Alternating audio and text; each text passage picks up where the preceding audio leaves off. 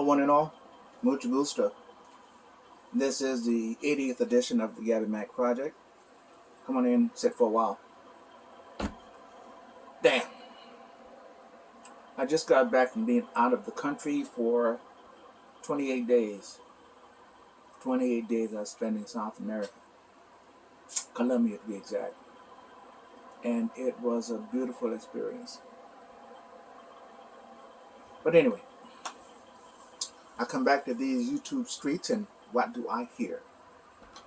I hear that some influential black YouTubers are leaving the black manosphere. Dang.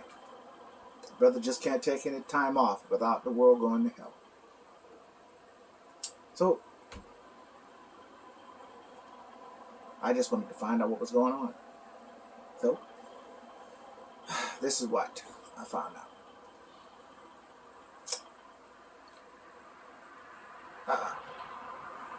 I didn't know this, but this current version of the Black Manosphere is 2.0.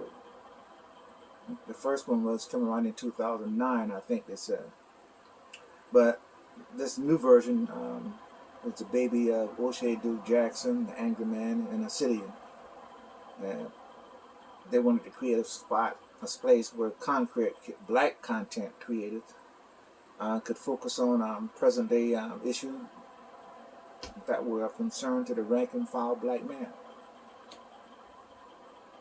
They wanted to talk about topics that have been overlooked or ignored in black America for the last 60 years. You know, since the Great Society days. That seems to be the point that most people agree on when things started to go to hell.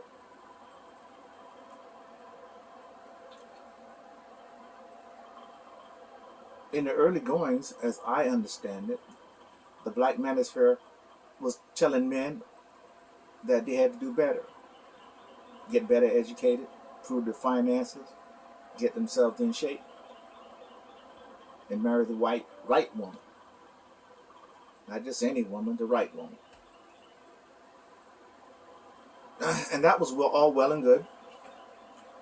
But what I think I understand is that when the Black Manosphere started to shift towards holding black women accountable for their part in the downward spiral of the black community, it ruffled a lot of feathers.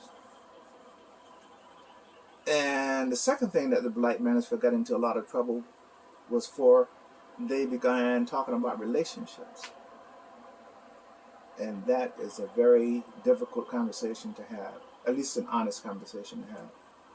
Because you have to be self-reflecting and willing to admit that you have some flaws or faults or some issues that you have to correct. And that's both men and women. But that's a very difficult thing. That kind of honesty takes a whole lot of self-awareness. And I don't think most people are willing to accept that. But anyway, I digress. They were talking about issues like single-parent households and how that's affected the black community. You know, 80% of children being born out of wedlock, fatherless homes, etc., etc. Now, these were issues that had been frustrating black men for decades, generations. If I think I got it right, a generation covers between 20 to 30 years. So from 1965 until 2022, that's about 3 generations,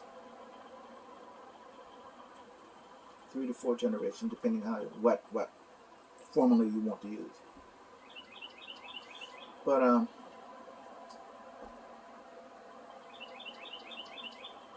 the Black Manosphere provided black men a space where they could speak unapologetically about issues that were important to them.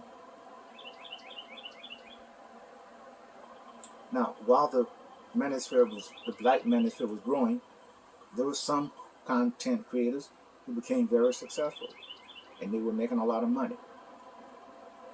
But like they say, more money comes more problems. And I think that some of the new people that were joining the Manosphere were just chasing the money. And I believe that's what has fractured the Black Manosphere, chasing the money. And of course, it led to a rise in the number of charlatans, fake gurus, and people who have just come on board to get the money. No doubt. And I think that's really what the fight's about. Like anything else, the more notoriety you gather, it's inevitable that detractors will raise their heads and their voices. And that's what feminists started to do when they see that the Black Manosphere was gaining some strength. So they began targeting black male channels, a lot of them being false flag, shadow ban, or just outright shutdown. That's just my opinion about what was happening. I got a lot of stuff I have to get together. I just got back, like I said. But anyway, here's Gabby Max 25 cents. For those black men that still believe the fight is worth fighting, hang in there. Gabby Max, oh, you.